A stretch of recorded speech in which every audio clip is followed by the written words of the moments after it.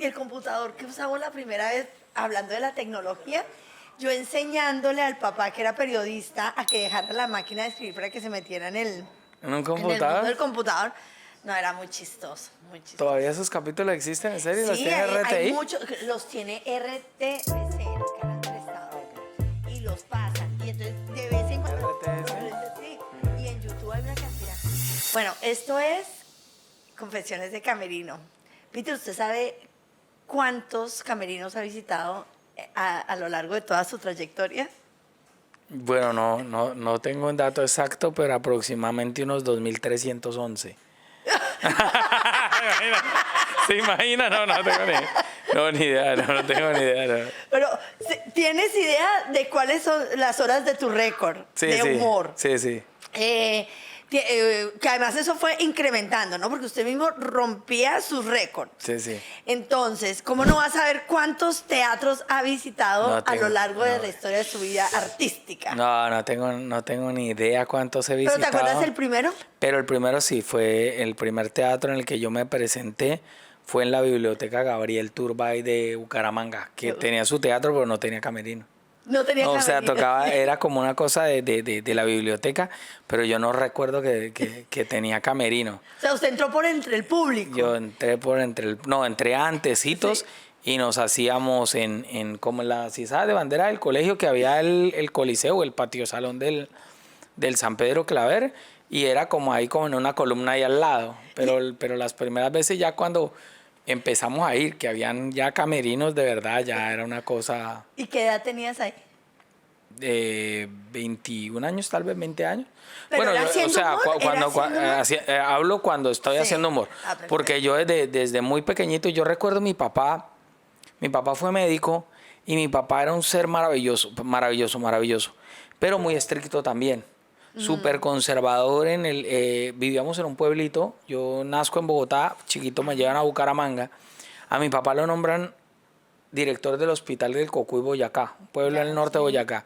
Entonces cuando llegamos allá, era pues como el niño, bueno, yo soy de otra época, igual que tú te acuerdas que en nuestra época uno tenía que tener 6 años para que lo recibieran en el colegio. Claro, o sea, eso que no había que pañal 1, tetero 1, pañalitos, caminadorcitos, gateadorcitos.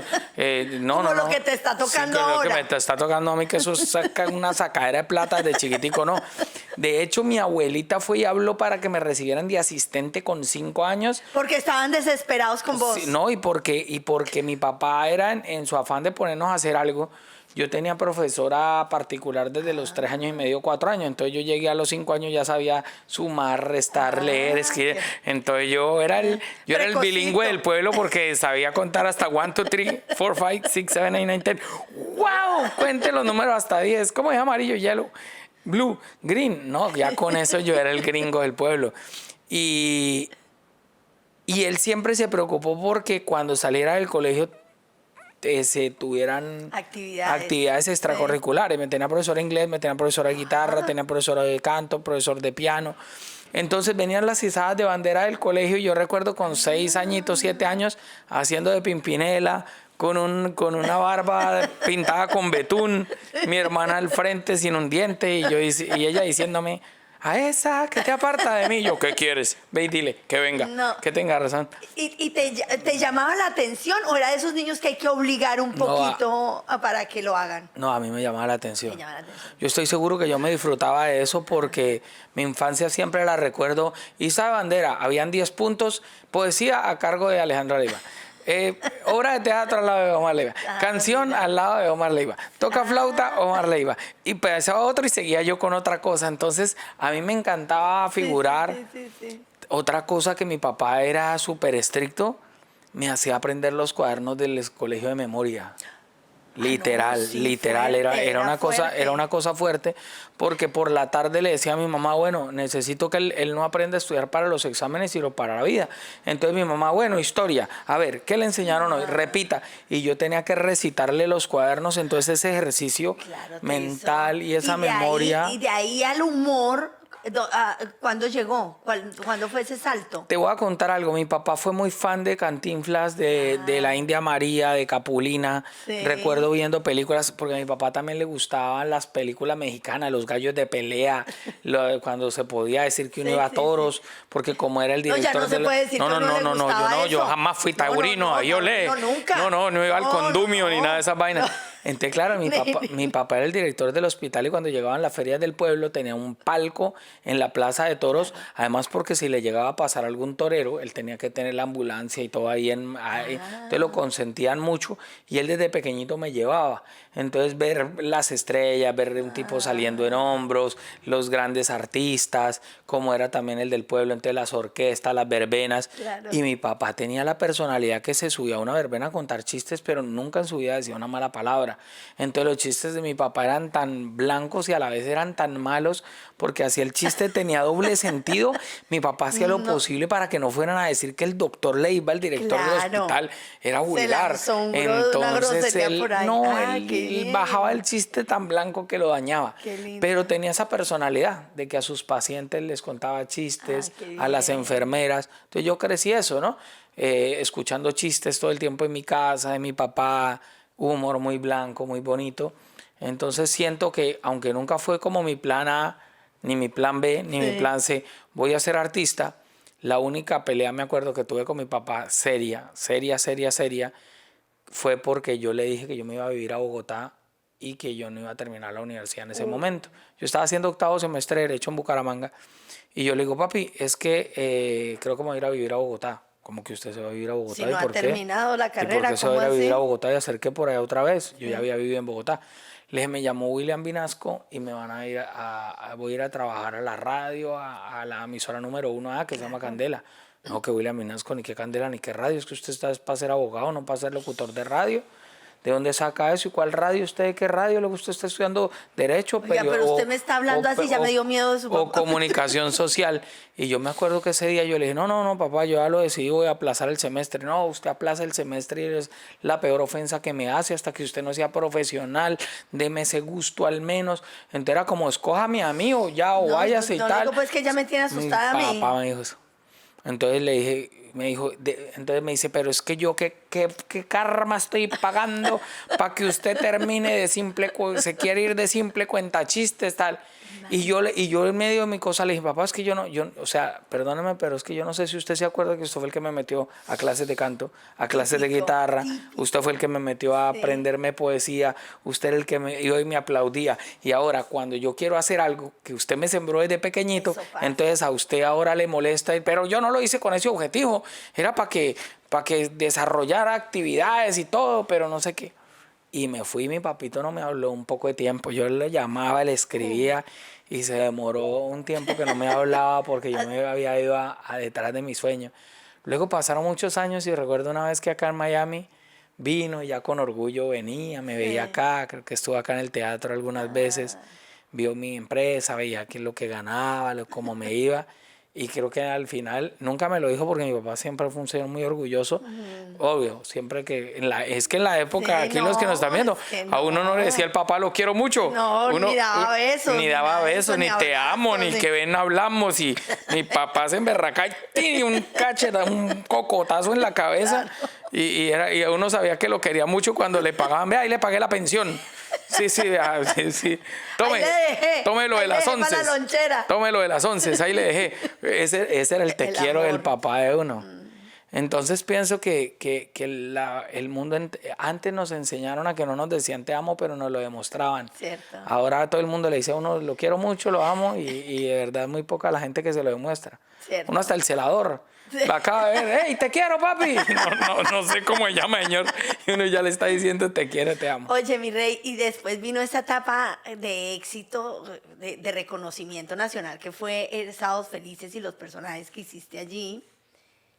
Ese fue el que te lanzó al estrellato, obviamente la radio y tus récords en la radio, pero la televisión te hizo ya nacional. Sí, caí en un momento muy bonito de Sábado Felices. En el 96 eran solo 2 canales de televisión, creo que tú trabajaste en uno Claro. también, y eran solo 2. Eran O sea, solo ¿cómo dos. le explico a la Qué gente suerte que en la de esa época, nosotros. si no había uno, era el otro, no había nada más? La programación empezaba a las 4:30 de la tarde. O sea, a las 4:30 de la tarde con Plaza Sésamo podía uno empezar a ver televisión, y entre 4:30 y creo que el noticiero del mediodía no había No había nada, nada. Ya después nada. empezaron a ampliar y ya pusieron la novela al mediodía y eso. Pero eso era bonito porque eso le daba un espacio a la radio. Es decir, Sí. uno apagaba el noticiero del mediodía, prendía la radio y era Calimán. Y mi abuelita escuchando La Ley contra el AMPA. Y eran las radionovelas de la época. Sí, total. Era Los programas de humor cubanos que llegaban a nosotros. Exactamente. Y en Colombia era la Escuelita Montecristo, era la Luciérnaga, en el Ya fue en el 94, 92, 95. sí. Pero En el apagón llegó. en el apagón. Pero por esa época. Entonces llego yo a un programa de televisión por accidente, me gano los 10 programas, me gano un carro 0 kilómetros, empiezo a salir a la calle y era como hoy en día ganarte un reality o salir, pues no es comparación, pero haz de cuenta, saliste una sola vez en un programa como el Super Bowl o algo que al otro día tú sientes, todo el mundo sabe quién soy yo, todo el mundo me mira. O sea, ¿Fue muy difícil ese cambio sí. de vida para ti? Sí. De un día ser el chico estudiante, el simpático, divertido y todo, Sí. y ya ese reconocimiento. Sí, porque yo cuando llego a Sábado Felices, yo estaba haciendo parte de la Policía Nacional, yo estaba haciendo curso para ser oficial de la policía, o sea, para inspirar respeto, el oficial, tal, y saliera como un cuentachistes. Entonces salía con el uniforme y la gente no lo hacían de irrespeto, pero era como, ¿qué hubo, pelado? Un chiste ahí, cuente algo, que usted el que tal. Y uno con su uniforme de gala, inspirando seriedad y como que... Entonces, no cuadrabas ahí, entonces yo no te veo nosotros ahí. llegamos quietos contra la pared, todo el mundo, ¡ay, un chiste, un chiste! No, que yo lo estoy deteniendo porque usted estaba robando. Bueno, un chiste de atracadores.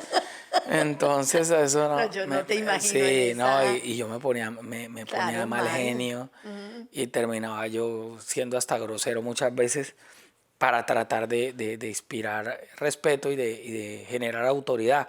Cosa que luego me arrepentí porque yo decía, bueno, fue algo bonito que Dios me dio, que era hacer reír a la gente ahora, porque me voy a parecer un tipo ahí todo guacho y Serio, todo otro, grosero. otro. Oye, mi rey, ¿y el paso a Miami? El paso a Miami fue espectacular. Yo creo que bueno, cuando yo vine ya grande, ya por primera vez, como Ya tenías tu show recorrido. con mi plata y toda esta vaina, vine con un gran amigo de la radio que era Gustavito Pinilla. Su papá era el presidente de la Corte Constitucional, o sea, te imaginarás eso entramos por diplomáticos y toda esta vaina. Yo venía con mi taleguita de golf, como con esas ganas de quiero ir a Miami. Y recuerdo que vine para acá y alguien se enteró, Juan José Mesa, un gran amigo mío Sí. también, le tengo mucho cariño a Juan José, el hijo del maestro Lisandro Mesa. Vivía muy cerca de ahí de Brickell, entonces yo busqué un hotel ahí cerca. Y como íbamos a estar como 10 días, le dije, oiga, esto a mí me gustaría empezar como a conocer gente acá. Y él conocía a alguien de la radio, me contactó con Chocolate, me contactó con Saulo García, también amigos de la radio. Sí. Y ellos me contactaron con Marisol y me invitaron a de regreso a casa. Cuando yo llego ahí veo que la radio que hacían era igual o mejor acá. O sea, era ese toque bonito. Me gustó mucho y me propuse, o mi objetivo era, yo quiero vivir acá. O sea, yo siento que como comediante, nuestro trabajo es también sociológico, antropológico, psicológico. La Total. gente ve solo un tipo que cuenta chistes, pero hace unos días, y No. hago casi que un paréntesis para decir, hace unas semanas que vine al trail a ver al maestro Alexis Valdés. Para mí, aparte de vivir ahí una clase magistral de comedia, vi una clase de historia, una clase de cultura, un tipo que en 2 horas de show me dio a mí no solo la oportunidad de reírme Sí. y de ver la vida con otros ojos, sino la cantidad de cosas que uno tiene que estudiar, leer y analizar de la sociedad para hacer reír. Y eso se logra más fácil cuando viajas. Cuando Si tú no conoces Londres, si tú no Claro. conoces París, si tú no has recorrido por el mundo y no tienes anécdotas, no tienes experiencia, pues va a ser más fácil abrir tu mente internacionalmente a que te conozcan. Entonces yo desde el primer día que llegué acá, yo sabía que Miami era la ciudad que yo necesitaba por todo. Sí. Soy un tipo que le gustan los carros, que le gusta el calor, que le encanta el mar, que le encanta la buena vida, que soy un tipo aspiracional. Entonces yo decía, Y trabajadora, ¿cuál trabajador. más? Sí, porque este muchacho desde las 5 de la mañana está, Marisita, ¿cómo van los tickets? Sí, yo soy juicioso con eso. Muy sí, sí. juicioso. Entonces, esa fue mi primera venida acá. A los días me llaman de María Elena, de Don Francisco, y me dice, Don Francisco tiene un programa que se llama Don Francisco Presenta, Claro. y vamos a hacer un especial de récord Guinness. Queremos invitarte como el récord de contando chistes. ¿Te gustaría? Yo, claro que me gustaría. Venir en esa época, claro, llegabas al aeropuerto, te esperaba una limusina. ¿Te acuerdas de esa época? Univisión te mandaba una limusina larguísima. Y Tú has eso, tenido lo mejor de todos los mundos. Eso es Porque impresionante. ahora llegan y no les toca Les llegar toca en Uber, directo, sí, les sí, toca ya, llegar ya. directo al estudio. Después llegó que tenía cada quien que quiere venir, coste su tiquete porque esto está grave. No, en esa época nos ponían limusina todos, cada sí. uno. Me acuerdo que me llevaron a un hotel que se llama el Mutiny, ahí en Coconut Grove, con vista a la bahía. Eso era la suite, era impresionante. Entonces me hicieron sentir tan bien que yo creo que esa primera venida a Univisión fue, wow, esto es lo que yo sueño, esto es lo que yo aspiro ser, esta es la vida para la que yo quiero trabajar. Y ese día decidí venirme para acá. Cuando termina la entrevista con Don Francisco, yo conté unos chistes ahí. Y yo estoy como despidiéndome de todo el mundo. Y me dicen, oye, mira que María Elena te necesita. Y me llaman aquí y cierra la puerta ahí. Ella toda cubanita todavía. María Elena tan hermosa, me parecía tan bella persona. Ella me dice, cierra la puerta ahí. Mira, ¿dónde es que tú vives? No, yo vivo en Colombia. Pero tú vives allá. Sí. ¿Y a ti no te interesa empezar a venir? Que es que me llama Don Francisco y me dice que él le gustaría tenerte en una sección del programa que se llama La Explosión de la Risa. Entonces éramos 5 comediantes, todos de diferente nacionalidad. Era Jochi Jochi por República Dominicana, Peter Albeiro por Colombia, El Cheo por México, Bonco por Cuba y había uno que siempre cambiaban. Entre esos vino el Mono Sánchez, vino Jessy Hernández. Y yo, claro que a mí me gustaría. Entonces empecé a venir mucho acá con él y fue confirmar que era lo que quería. Y de eso ya hace 16 años y 14 hace que vivo acá. Qué maravilla. Yo recuerdo que teníamos un espacio pequeño, nos rentaban un teatro pequeño solamente los sábados. 3119 Coral Way. Y me acuerdo la dirección porque esa fue la que yo puse en el banco. Cuando abrí la cuenta yo no vivía acá, yo la única dirección que me sabía de memoria, una dirección, yo 3119 Coral Way. Teníamos... Sí, en el bar, en Just the Funny. Nos rentaban un teatrito pequeño de 100 butacas, 100 butacas. los sábados, que además muy de buenas que nos rentaban los sábados, que el grupo trabajaba era como jueves, otros días y bueno, lo teníamos con Leandro y Ángela y justo nos sale una gira para ir a Cali y en ese momento tú llegaste a través de Lorena Suso, que es otro ángel que tenemos Otro aquí ángel, en Miami. sí. Y no, que para que se presente Peter Albeiro. ¿Cómo Peter? Es que él va a venir. Y nosotros, ay Dios mío, ¿y cómo le irá a ir? ¿Cómo le va a ir? Es que abrimos los tickets y los vendiste. Así, o sea, en esa época en que era por teléfono todo.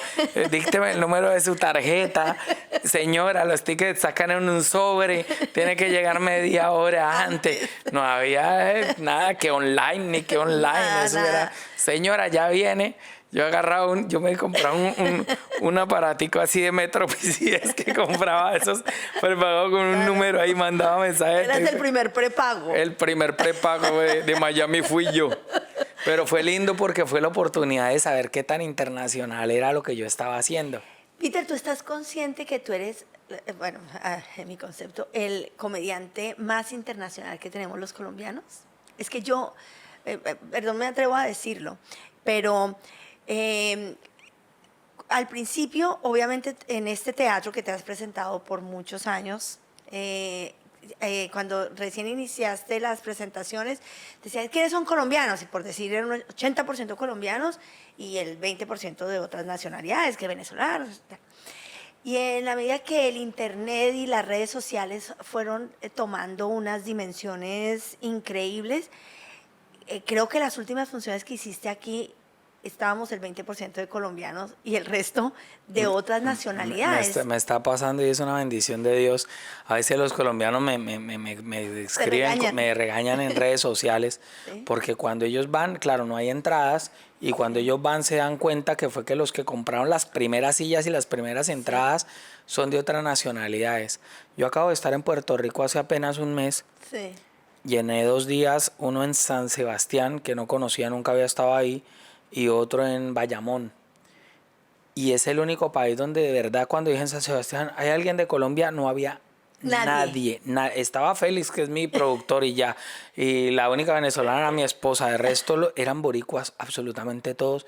Y yo por dentro casi que dije, ¿para qué me puse a preguntar? Porque en ese momento me llené de nervios. O sea, dije, mierda, o sea, ni siquiera de ningún otro, pero alguien de otro país, de alguien de otro lado. No, nadie. Sí, Y fue es muy increíble.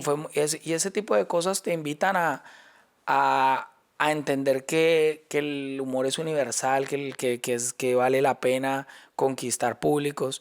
Me dijeron, es que tú eres el único comediante colombiano que se ha presentado Por eso te digo. en teatros en Puerto Sí. Rico.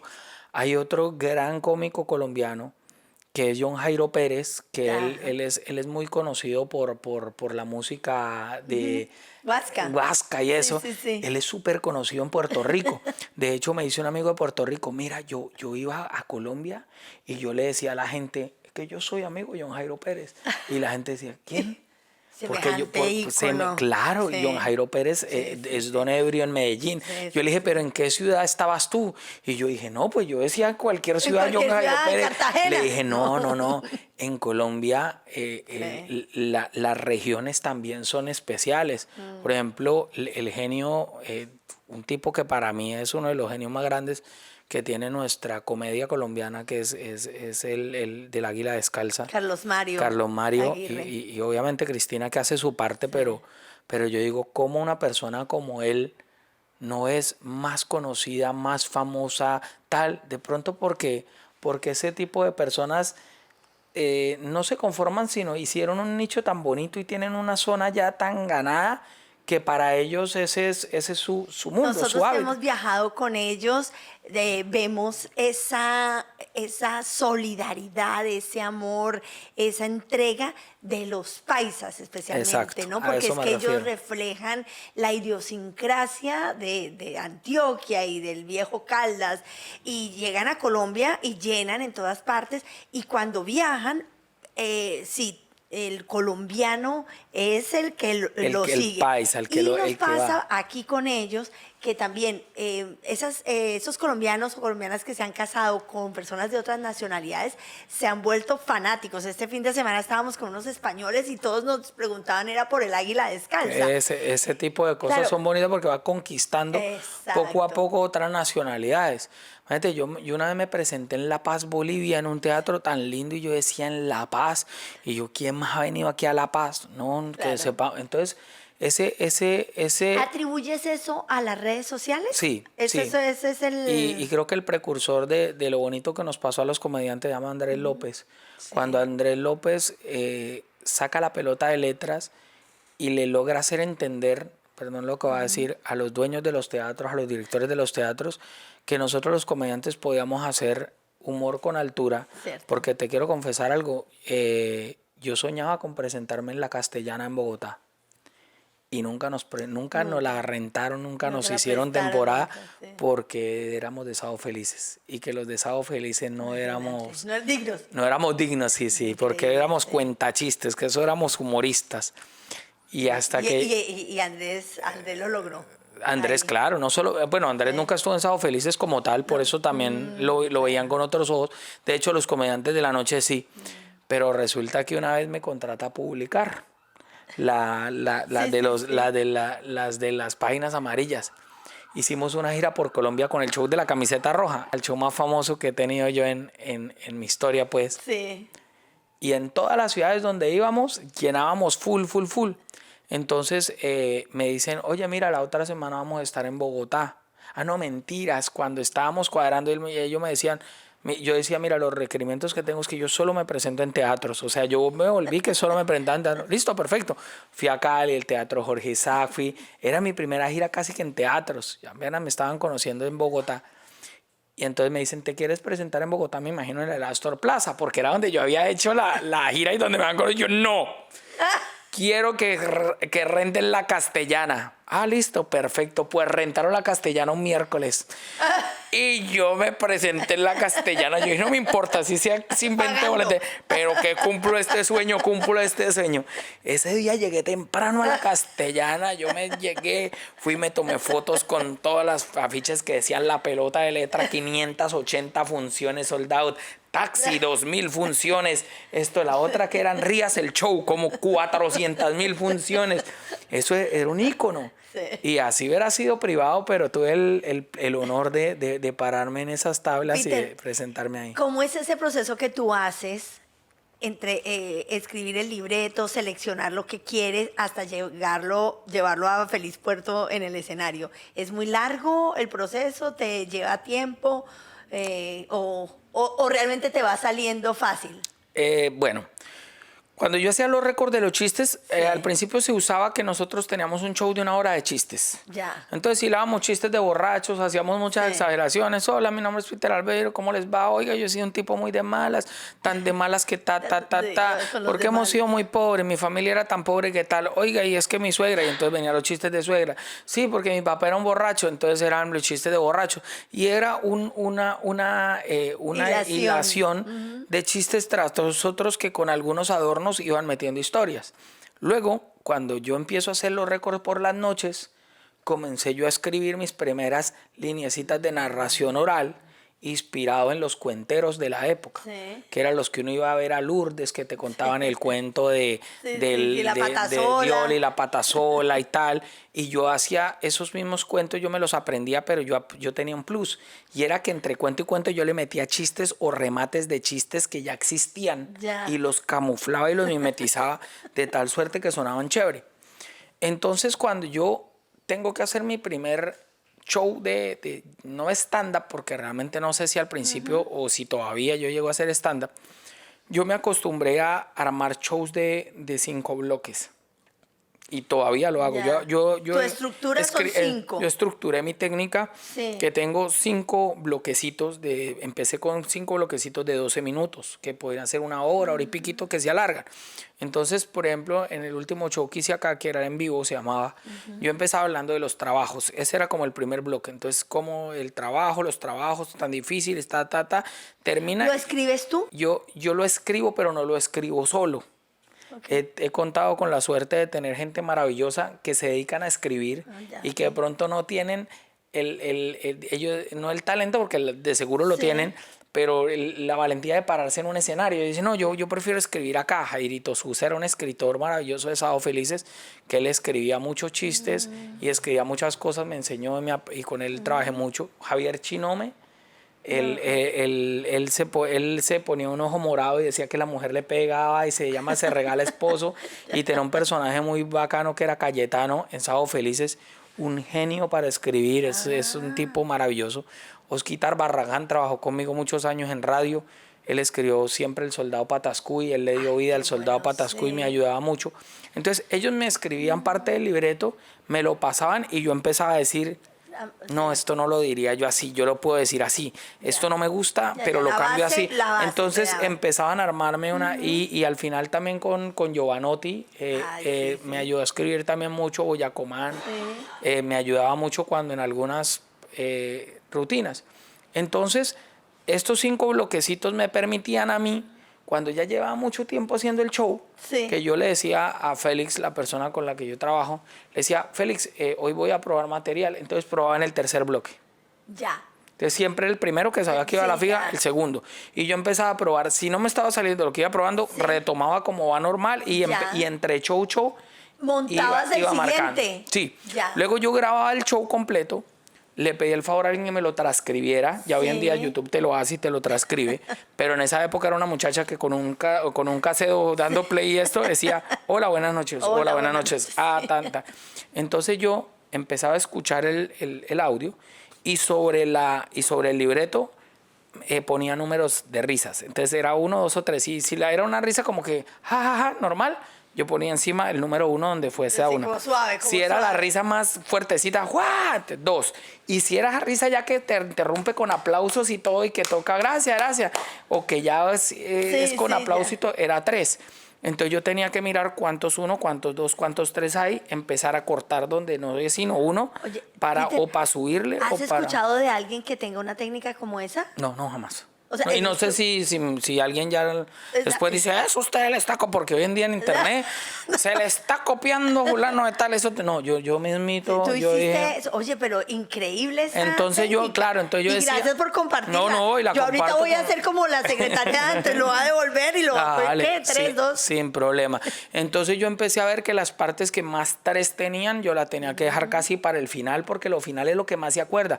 Cuando la gente va saliendo para el parqueadero, de lo que se está acordando es de lo que acabó de pasar.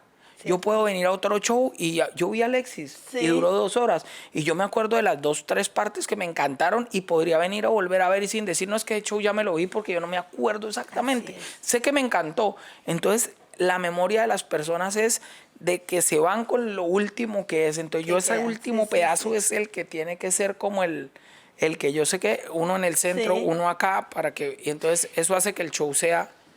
Claro, que sea dinámico. Dinámico. Que además tú Y tienes que si unas haces partes- 2 horas, las 2 horas Claro. no sea la primera hora buenísimo, después la No, gente ya... tus shows desde que empiezan es un grado de hilaridad increíble. La gente se divierte desde el minuto 1.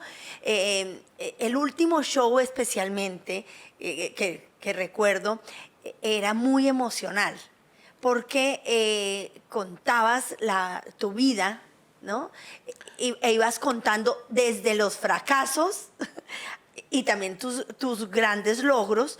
Entonces nos llevabas por un camino a veces de incertidumbre, porque uno decía, ahí sí la pegó, ay no, ahí no la pegó. Y con ese Ay, no. show, y con ese show sufrí muchísimo. Es el show que más he sufrido en mi vida, Y además porque yo que te- venía de una pausa de Eso 6 iba a decir, años. claro, es que y cuando, dejaste y demasiado. cuando yo te llamo y te digo quiero volver y tú feliz, y teníamos vendidas como 7 presentaciones adelante, yo no había terminado ni siquiera el libreto, y lo peor no lo había ni probado.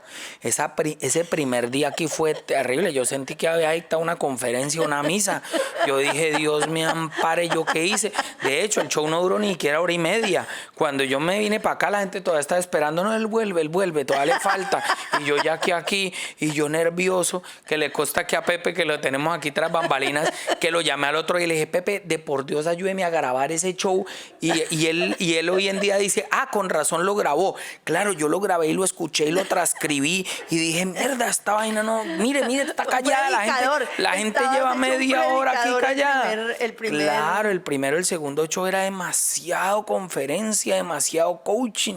Yo dije, no, esto no es tan humor Mira, y a como mí la me gente gustó. quiere. Sí. A mí me Y gustó. lo fuimos mejorando por el Claro. camino y la evolución del show fue chévere. Oye, o sea, Peter, lo que pasa es que uno, el artista, el que está ahí parado en el escenario, siempre, obviamente, desea dar lo más y cuando se baja del escenario se latiga, pero es que nadie conoce el show. Tú lo has repasado 10,000 veces en tu cabeza y lo tienes presente en cada momento más antes de llegar a un estreno, pero realmente el público está indefenso, está recibiendo lo que tú le estás dando y generalmente es muy bueno.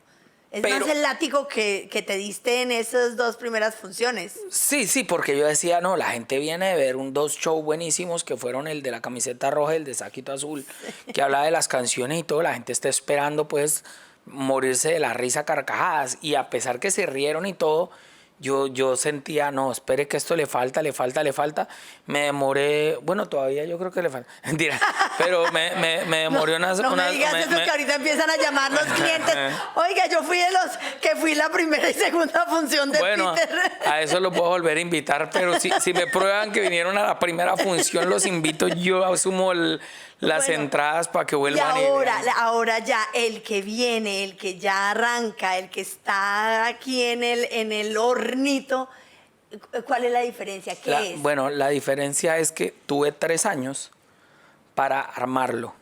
Es decir, ok. en ese tercer bloquecito empecé a probar un material que fui guardando, porque yo tenía el objetivo que en el 2026, que cumplo 30 años de carrera, quería hacer un show que recopilara, no historia otra vez, pero sí cosas, el show se llama Inolvidable, y cosas que hicieron que la gente como que me recordara y dijera me gusta por esto. No voy a repetir exactamente lo mismo, ni es un resumen de, entonces vamos a ver lo mismo. No, simplemente o sea, puse en el show como los temas y las cosas que hicieron que estos 30 años han sido tanto inolvidables para mí, pero ya no hablo de MasterChef, ya no hablo del libro, ya eso lo hablé. Es comedia pura. Al 100%, pero con las cosas y con los temas que me han gustado. Es un show que ya lo empecé, ya no lo estrené aquí, ya me arriesgué por ahí, Leo, y empecé y me ha ido muy bien y creo que ya lo tengo muy bonito, ya está, el show está chévere. Está madurado, ya el show está madurado. Todavía, y con la ventaja de que como vengo de un show pasado, todavía puedo echar mano rápidamente de cosas.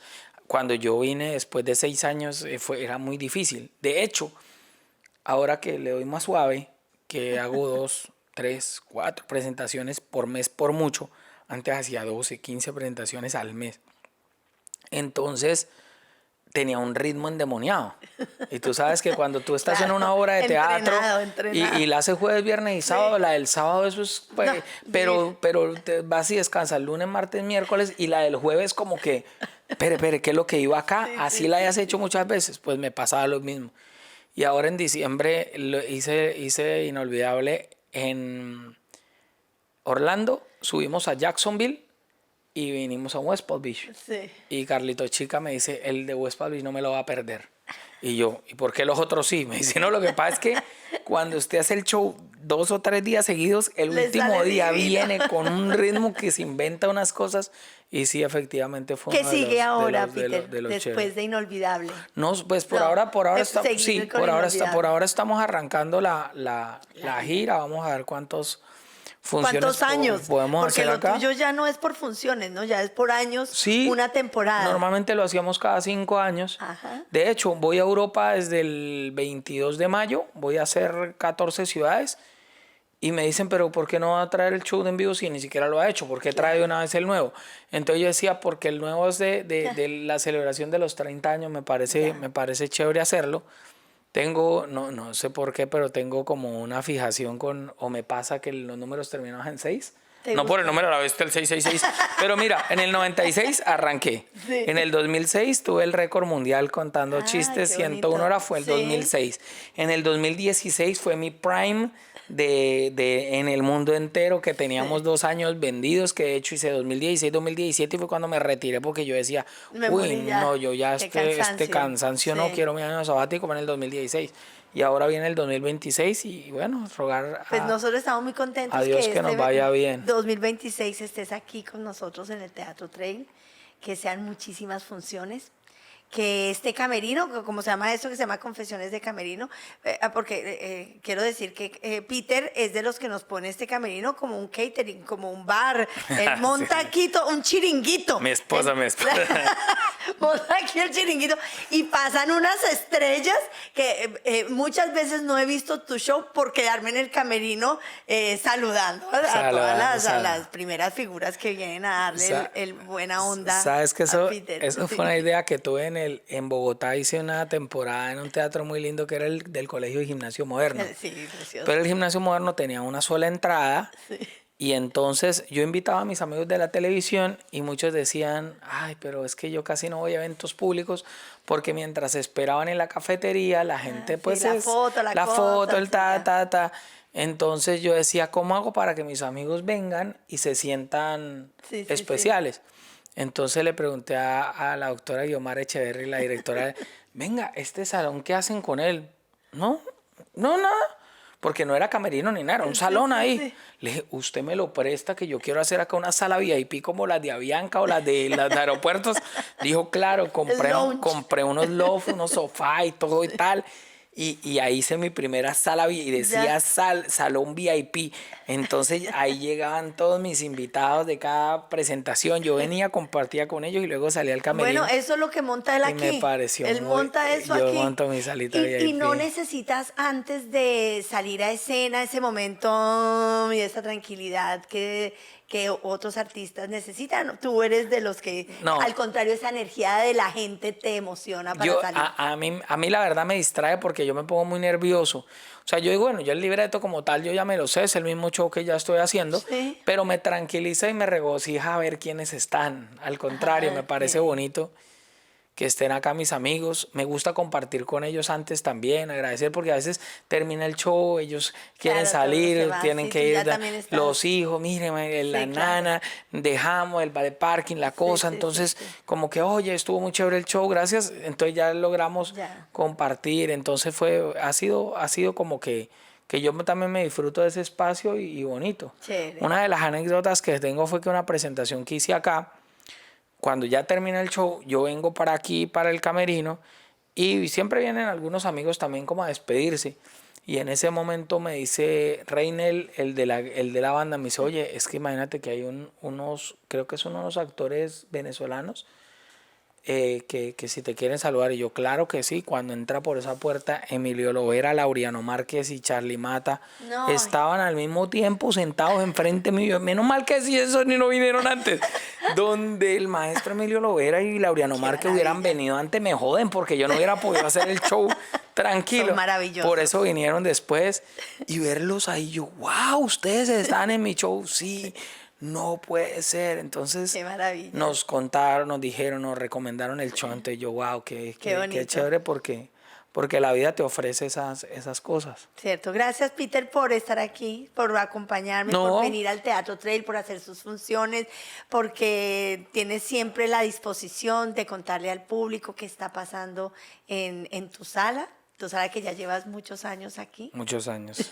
Y yo eternamente agradecido contigo, No, con mi rey. Jorgito. Nosotros. Por el espacio, por la oportunidad que me dan, porque le abren a uno las puertas de más que un teatro, es un hogar, ¿no? Es un hogar lleno de una familia que se fue creando aquí con los años, que hay demasiada historia, demasiado arte en este espacio, que lo vi desde el primer día, cómo lo han luchado, cómo lo han puesto de lindo, como un espacio que de pronto cualquiera dijera, no, son espacios que ya están en el olvido, ustedes no han dejado que ninguna persona se olvide del arte, de los artistas, de que para que el arte no muera se necesitan gente como ustedes que estén ahí brindando estos espacios. Hoy por hoy que la inteligencia artificial, que las discotecas, que la virtualidad, que todo invita a la gente a hacer otras cosas, que haya un espacio todavía para sentarse, pagar un ticket por ver a alguien en vivo y en directo y disfrutarlo.